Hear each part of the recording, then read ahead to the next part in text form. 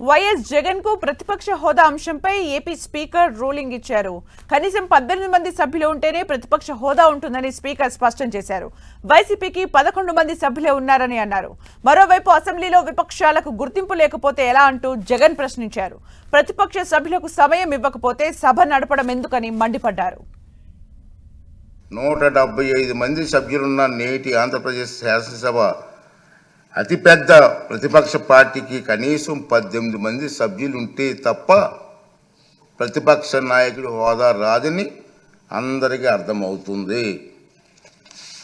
ఈ నిబంధనలు సాంప్రదాయాల ఉదాహరణలో జగన్మోహన్ రెడ్డికి తెలియదని చాలామంది అనుకుంటున్నారు. కానీ తప్పు తెలుసు. ఎందుకంటే 2019 జూన్ 13న ముఖ్యమంత్రి హోదాలో ఆయన ఇదే సభలో ప్రసంగిస్తూ చెప్పిన మాటలు మనందరం గుర్తు చేసుకోవాల్సిన అవసరం ఉంది. ఈరోజు అసెంబ్లీలో ఉన్న పార్టీలు ఏవి? అధికార పార్టీలు, ప్రతిపక్ష పార్టీ మాదొక్కటే ఉంది.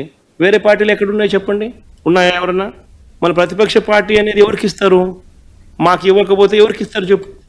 ఉన్న వాళ్ళందరూ మంత్రివర్గంలో మంత్రివర్గ సభ్యులుగా మీరే ఉండరు, మీరే గవర్నమెంట్లో ఉండరు, అంతా మీరే రూలింగ్లో ఉండరు.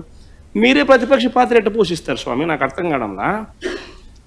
అధికార పార్టీ మీదే, ప్రతిపక్ష పార్టీ మీదే. డబుల్ యాక్షన్ ఇదేమన్నా?